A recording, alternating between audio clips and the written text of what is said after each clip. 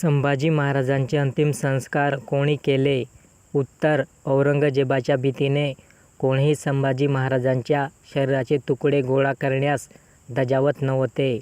गणपत महारांनी हे धाडस दाखवले. स्थानिक गावकरी गणपत महार यांनी त्या तुकड्यांना एकत्र करून ते तुकडे शिवले व त्यांचे अंतिम संस्कार केले.